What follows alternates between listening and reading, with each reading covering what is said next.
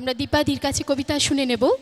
সুধী দর্শকবিন্দুকে আমার প্রণাম, শুভেচ্ছা ও ভালোবাসা জানাই। আমি নারীবাদী কবিতা সিংহের একটি কবিতা আবৃত্তি করছি।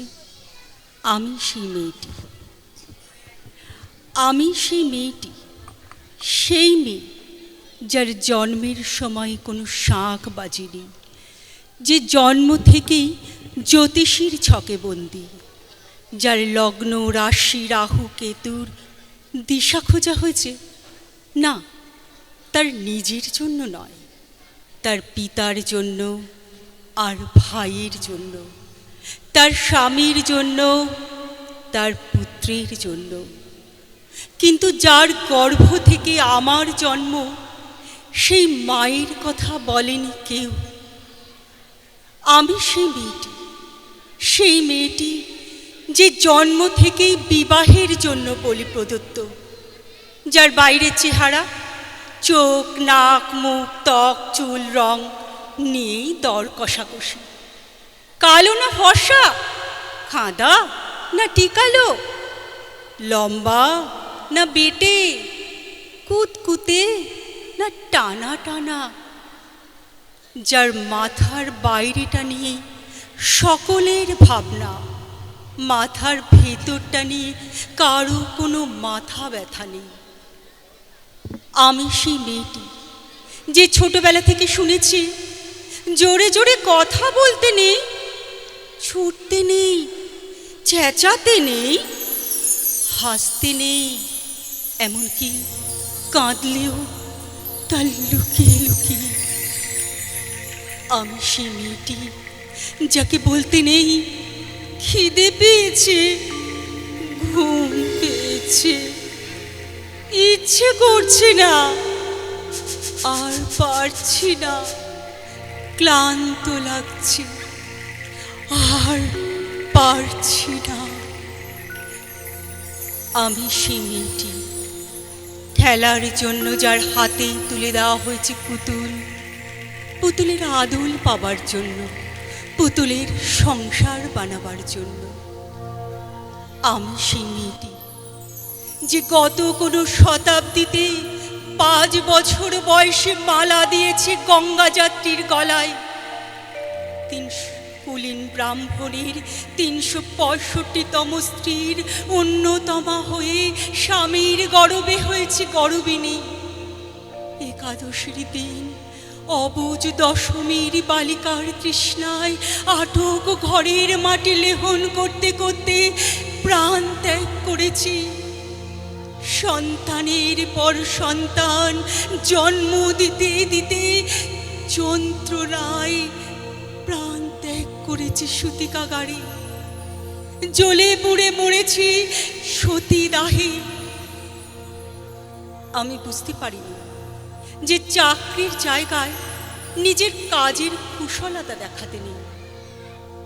আমি বুঝতে পারিনি যে আমার প্রেমিককে তার প্রেমপত্রের বানান ভুলগুলোই ধরিয়ে দেওয়াটা আমার ভুল হয়েছিল।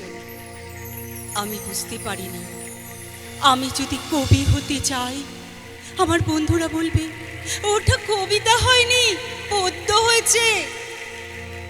আমি বুঝতে পারিনি যে 20 শতাব্দীর শেষ সীমানায় এসে দাঁড়িয়েও এই পুরুষ শাসিত সমাজ বুদ্ধিমতীদের জন্য অপ্রস্তুত। আমি সেই মেয়েটি যে দেখেছি একটি নারী কেমন করে নিছক মেয়ে ছেলে বনে যায়, চরিত্রের উল্টো দিকে হেঁটে যায় সফল স্বামীদের গিন্নিরা। শিক্ষার চেয়ে উজ্জ্বলতা পায় বেনারসি শাড়ির ফুলকি, বুদ্ধির চেয়ে দীপ্তিমান হয়ে ওঠে অন্ধকারে হীরা পান্ডা। আমি সেই মেয়েটি, জানেন, আমি সেই মেয়েটি যে জীবনের কয়েকটি বছর ভুলের পরে ভুল পুনরূপে ভুল করে চলেছি। অন্ধকারের দিনে ফিরতে পারি না বলেই কি আমি অপমানের জ্বলন্ত কয়লার উপর দিয়ে হেঁটে যেতে চাই দুঃখের দিকে। আমি প্রণাম জানাই সেই প্রথম আগুনকে, যার নাম বর্ণ পরিচয়, সেই অগ্নিশুদ্ধ পরম্পরাকে, সেই সব পুরুষ রমণীকে যারা ঊনবিংশ শতাব্দীর অন্ধকারের হাতলে জ্ঞানের আলো জ্বালিয়ে আমাকে এক জন্মে জন্ম জন্মান্তরের দরজা খুলে দিয়েছে। আমি আজ প্রেমের জন্য খুলে দিচ্ছি আরাম।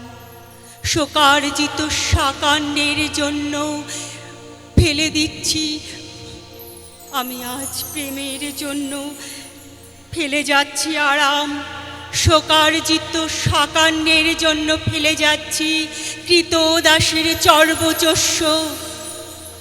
জেগে থাকার জন্য ফেলে যাচ্ছি ভাত ঘুম। যন্ত্রণার জন্য ফেলে যাচ্ছি সুখ।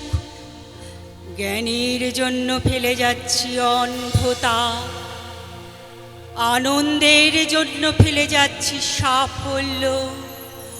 অমৃতের জন্য ঐশ্বর্য। আমার হাতে জ্বলছে দিশারীদের শিক্ষার মহান আগুন। আমি সেই মেয়েটি, আপনারা নিজের দর্পণে দেখে আমাকে চিনুন, আমাকে চিনুন, আমাকে চিনুন। দীপাদি এই বয়সে 1.5 বছর হলো মোটামুটি আমার সঙ্গে কথা হচ্ছে তোমার। হ্যাঁ, আমরা একসাথে কবিতা বলি, একসাথে কবিতা শিখি। আমিও শিখি দীপাদির কাছে, দীপাদিও আমার কাছে শেখে। এইভাবেই আর কি পথ চলা। ধন্যবাদ দীপাদিকে।